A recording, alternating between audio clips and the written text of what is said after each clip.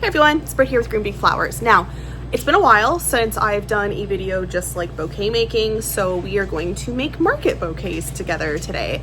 It's the end of June, so we are tailing on the end of peony season. Granted, we still have a lot of peonies because we had 2 skids of them in the cooler, and we are really trying to get them moving out. Also, some of the peonies that we have in the cooler, we are working on dry storing for the year. I've got a wedding coming up in the middle of July that we're hoping to use those for. But in the meantime, we still have hundreds of stems. So we are working on getting all of those out for market. We also have a lot of other beautiful stuff coming off of the farm right now. You can see just behind me here, just so much really beautiful crop coming off of the farm, and I'm going to show you some of what that looks like because there's quite a bit and we haven't really talked about a lot of this yet. This is Chrissy. Say hi, Chrissy. She's gonna be making mason jars there behind us. So first off, here on the farm, from the farm, we have agrostemma. So all of you have been very invested in the agrostemma crop this year because last year it did really poorly. You watched me direct seed it, forget to water an entire tray, come back, start it over again. It was a whole thing. February and March was, you know, a lot of trial and error for the agrostemma. But the crop is coming on and it is absolutely beautiful. We grew the ocean pearls and the like the pink cherry pearls varieties this year, and thrilled. We're probably actually going to put in some direct seed of those now so that we can have another succession of them ready in the fall. Thrilled. Could not have asked for more beautiful agrostemma this year. And I do think that that cold spring that we had here really helped.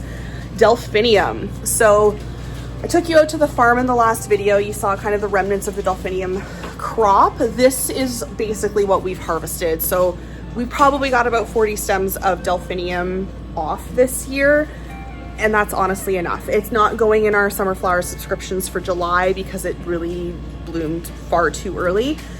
So we are going to be putting it in market bouquets this weekend. As we come along here as well, we've got the nigella, and it's been a beautiful nigella season. These are honestly, like, they're just so vibrant, the blooms this year, and I'm just thrilled. Like, they're huge. We've got a lot more doubles in the mix this year than last year, and these ones here that we've got are the overwintered succession that reseeded without our permission. But anyways, we will take all the flowers that we've got. Next up on the line here, we've got a little bit of yarrow tucked back in here, and there's a bucket down at the end with yarrow. We have a couple different types of feverfew here. So this is second year feverfew. At the end of this year at the farm, we are going to pull this out and we are going to put in a new planting of feverfew for 2026. So I have like the white palm series here, the yellow palm series. I can't remember what the exact name is, but you can get them on at Johnny's. And then we have our tetra series as well. The tetra is by far everybody's favorite. It looks like chamomile. I sell a ton of it to the wholesalers. Feverfew is always going to be something that I keep on the farm. Then if we move over, we've got another whole bucket of peonies that it's never ending. And these varieties that I've got in here are the rest of the Alerti series, and then the Sarah Burnt Hearts, which are these darker pink ones, which are starting to come off as well.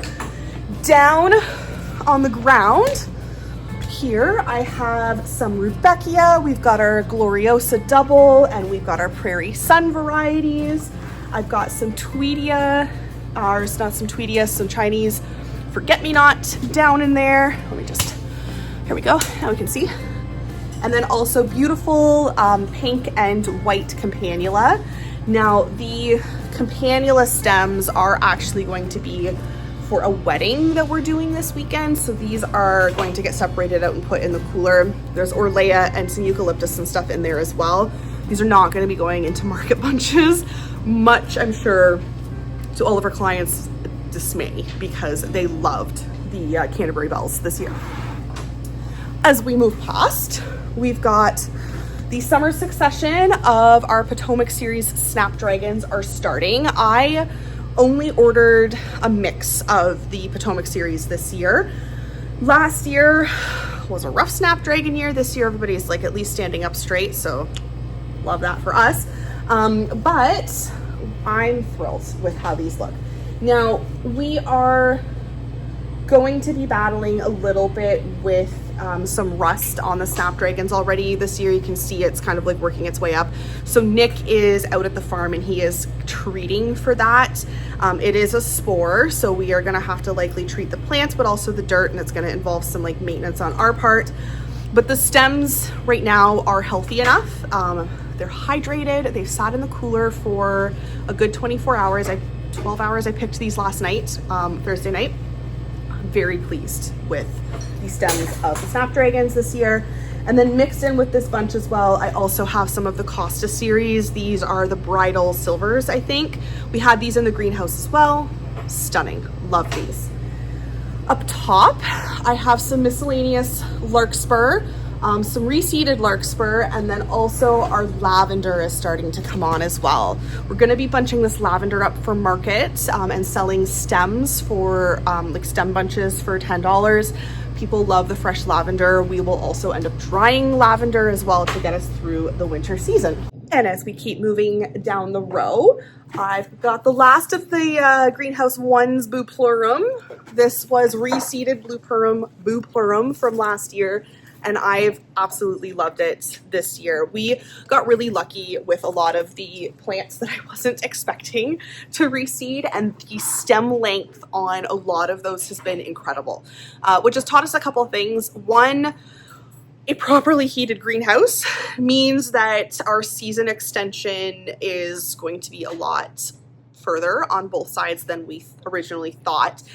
It also means I can start direct seeding cool annuals earlier than I thought I was going to, because they're doing so well and the stem length on them is so high that they are some of the most usable stems of these crops that we've ever had. So 10 out of 10, we will be doing that with the Bouquets again in the fall. And realistically, some of these I did let go to seed, so they will likely just reseed themselves all over the greenhouse anyways, and we'll be picking them in the middle of the eucalyptus next year. In this bucket here, we've got more Rudbeckia. There's a few more stems of Delphinium that Nick pulled this morning, but this is one we haven't had yet, and we grew perennial bee balm this year. And normally we grow Monarda. Jasmine's making this face. We grew that one this year. Yeah, so we planted this at the beginning of last year. It obviously didn't bloom, right? It's a perennial series. I grew this primarily so that we could get more pollinators in the garden, but I was finding that the Monarda, like the lemon bee balm, was really struggling. Especially as our summers are getting hotter and muggier. It wasn't as happy as it used to be, so instead we decided to swap it out for a more native species of bee balm, and I'm very pleased with how these turned out. Like, look at the stem length. So I have exactly 5 of these, so 5 bouquets are going to get the bee balm, and we're coming into Canada Day this weekend as well, so we're likely going to do some sort of like Canada themed bouquet as well. And then lastly at the row, like I said, we've got an entire bucket here full of yarrow, one lonely hydrangea, which Nick picked a little too soon, but anyways, and the flowering spirea, the purple spirea. So this we have harvested for the first time this year because it was another perennial that needed time to adjust, and I'm very pleased with the stem lengths on those and the flowers on those. Can't wait to put those in bouquets. And then down here is our bachelor's buttons, which are nearly done for the season. We've got a couple buckets left in the cooler still for the next 2 weeks, and then after that they'll be finished. And the Eryngium, the thistle, which is at the perfect stage right now, and it's just huge. Like, picked a lot of this last night, and just look at how luscious and like massive these stems are.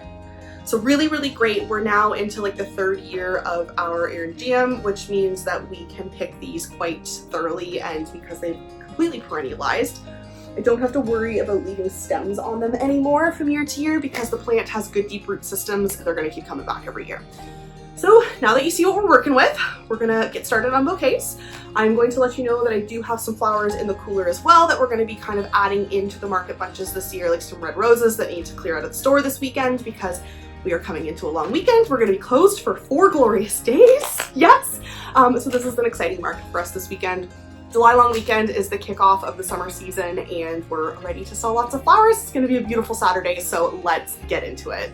Okay, so I have all of my water buckets filled over somewhere back there, and we're gonna be doing 6 or 7 buckets of mixed bouquets. We do them at the $20 mark, and then we also bring mason jars out to the market as well to kind of clear out some of the shorter stems and things that need to get out of the store. But we are going to start making some bouquets. I'm gonna time lapse. You guys can kind of watch what's going on, but I'm not gonna like talk my way through it. That's annoying. So it's just gonna be very zen, enjoyable. We will show you the recipes once we're all done. And then I'm going to go through and kind of break down the thought process behind how and why we set up the way we do for the market so that hopefully it's useful information for your market journeys as well. So let's make some bouquets together, guys.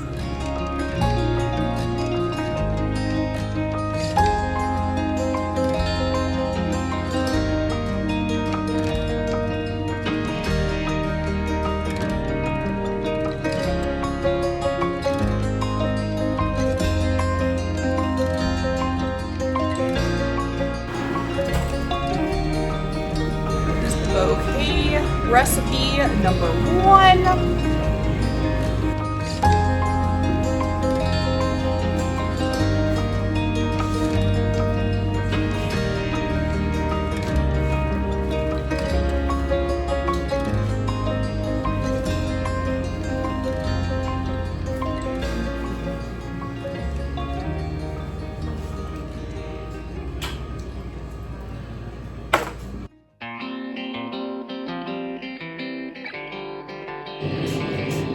Recipe 2.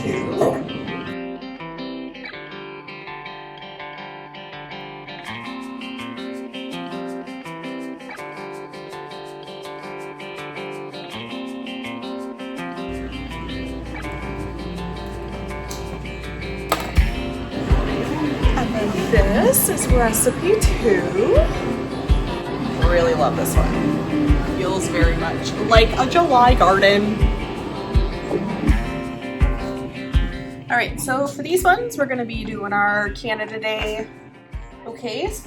Now, they're gonna be red and white, but I am gonna be putting roses in these because I don't have any white focals. So yeah, that's what we're gonna do.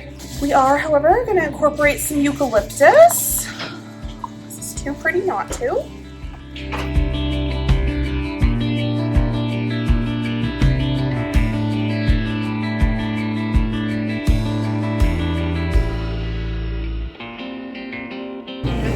Those are our red and white bouquets. So next up, I've got a nice little pink and blue vibe going on here. So when we have lots of offshoots on stuff like thistle, eucalyptus, typically what we do is pull them right off when we are, processing these. And then these are gonna go in arrangements. They still have decent length on them, so there's no sense in tossing these into the garbage. I have a little bucket started kind of beside me here that is for mason jars. And that way we're not wasting anything coming off the stems. Now you'll also notice when I'm making market bunches, I am being very conscientious to not overstuff the bouquets, right? We put maybe 5 to 6 stems in these bouquets and wrap them and sell them for $20. And that's enough. They don't need to be fuller than that. If you are not making, your stem pricing back on your flowers, you're not profiting at all from the bouquets that you're doing. So it is really important to make sure that you're paying attention to the pricing in your area. And I find the sweet spot for a lot of things is like 5 to 6 stems. A lot of times when we're making bunches, we want to make sure that the math is odd. people can do math really easily in their head. If it's like 5 flowers for 25, we know right off the bat that they're like $5 each. But if you start sticking even like odd numbers in with like an even pricing, it's harder to do that. So that's how we do it.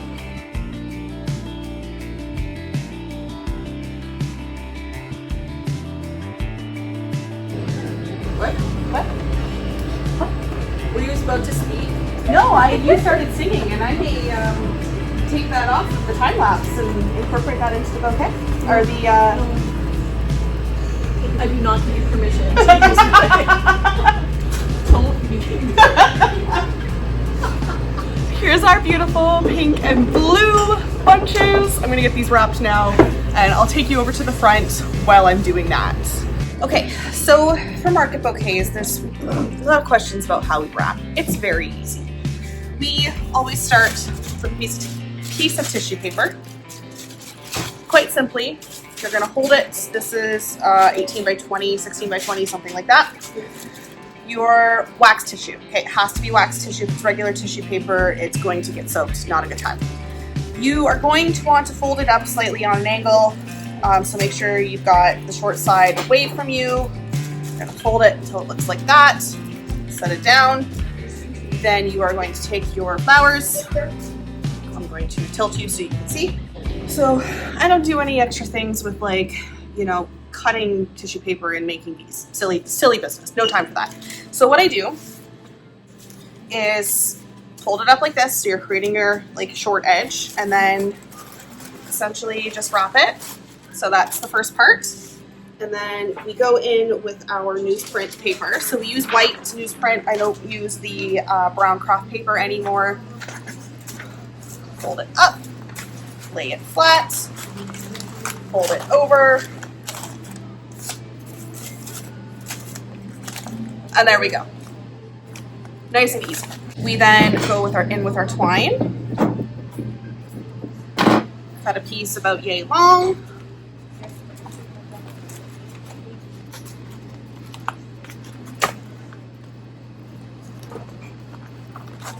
And then tie a bow, because we gotta make it look pretty.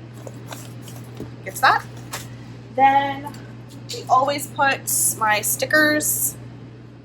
We order our stickers from Vistaprint. The sticker goes on. We use the sticker. There's no staples. We use the sticker to close it.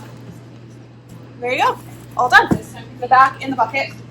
It goes. And then we do the next one. So short up, slightly on an angle. Wrap her around. Next one we do exactly the same with the paper. Short end up, slightly on an angle. Around it goes. Or if it gets a little bit wet, it'll dry.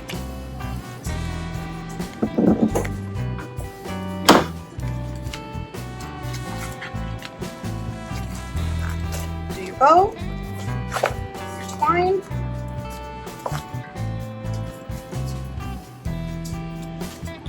Sticker.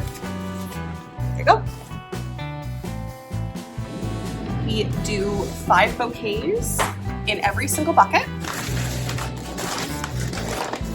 That way, also, it's easy math. We know every bucket has $100 worth of flowers in it. So it's very simple to just tally up.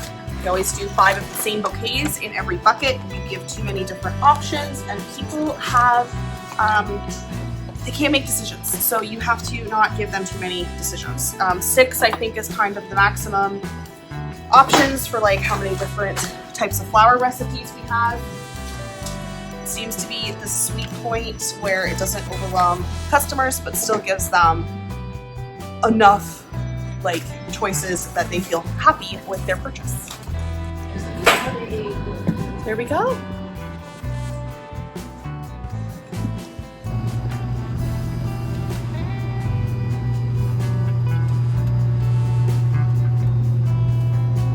Okay, so we are done for the day. Bouquets are finished. I'm going to take a video of those tomorrow morning when we get the booth set up so that you can see, and feeling good.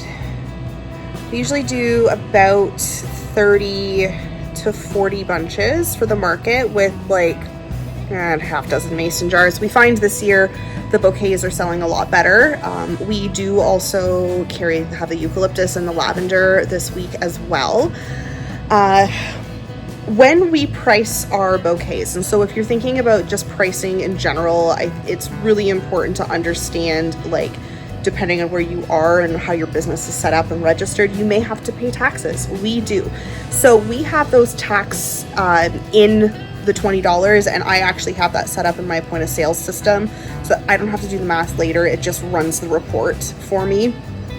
For us then, it's approximately $17.70, I think is what the number comes out to in actual retail cost. And then we do market bouquets. We normally do a 50 to 60% markup. So we mark it up times 2 essentially. And that works really well for us. We have a little bit of leeway with the farm stems because, for instance, a bachelor's button is probably worth 30 cents a stem wholesale. And so you're able to incorporate more things in.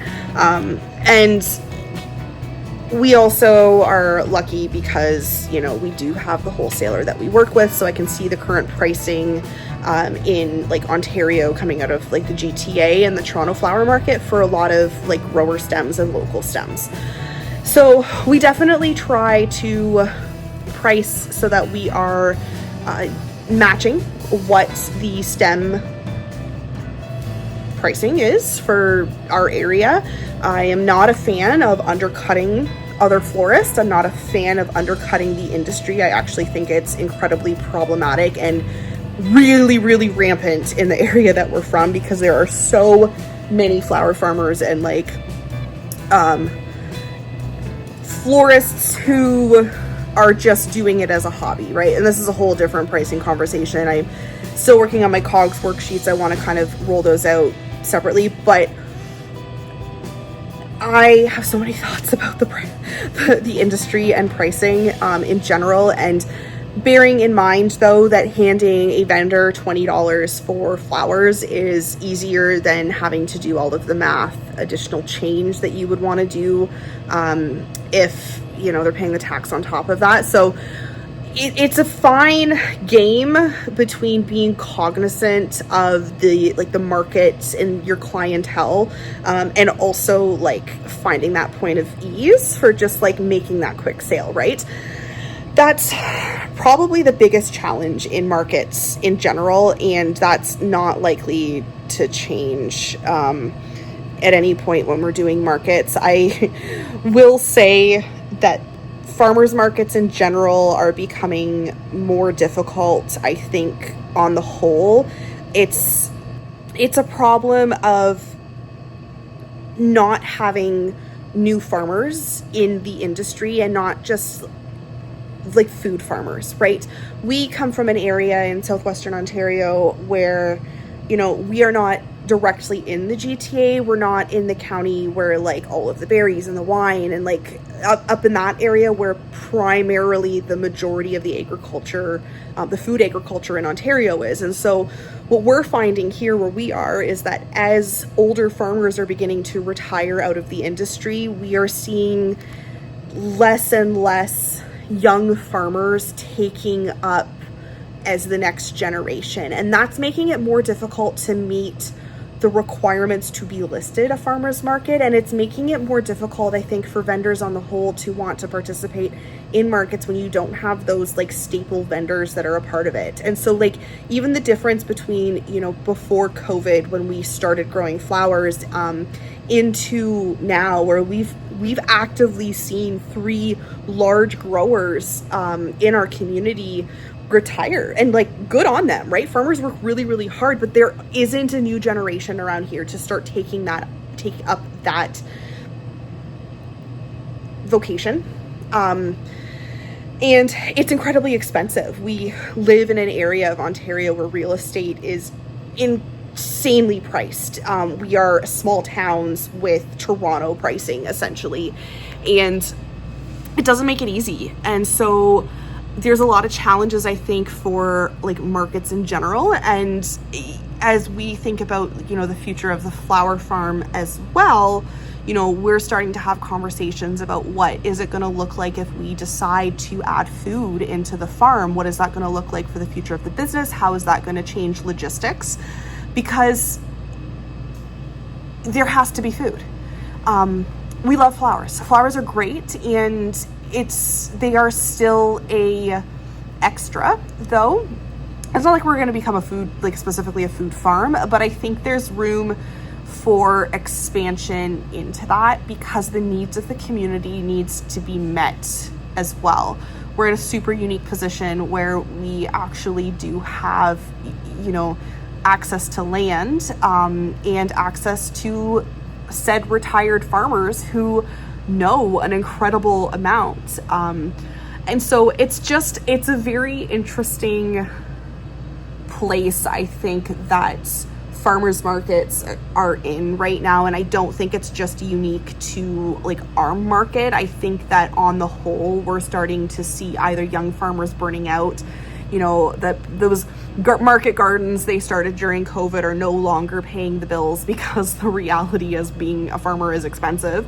And you have the older generation who is retiring, and their children or whomever the next generation is not taking up the torch and carrying on. And I worry because we currently have a provincial government as well who is so keen on just building, whether it's Amazon depots or housing, which is also needed, but done at the expense of the farmlands that are around us. And I'm seeing too in my small community, urban sprawl, you know, 10 years ago, it was a solid 30 minutes between like the nearest big city in our town, and now it's like a 15 to 16 minute drive between, you know, where our boundaries and like subdivisions for our town ends and like the next big city is like encroaching on like our boundaries, right? And once the farmland's gone, you don't get it back. So we have to protect it. I don't necessarily think I'm an environmentalist, but I think it's hard to farm and not be aware of your environment and the effects of, you know, changing demographics, changing priorities, I guess, by those that have the power. And we want to grow things.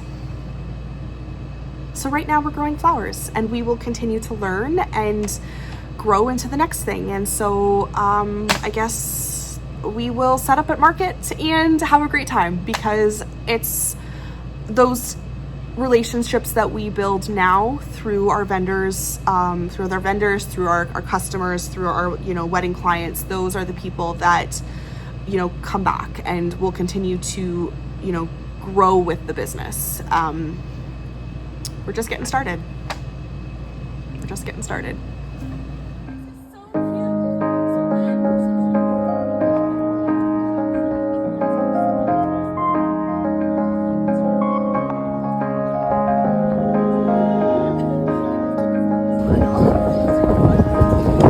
And no one's surprised that these are the first ones gone. Right?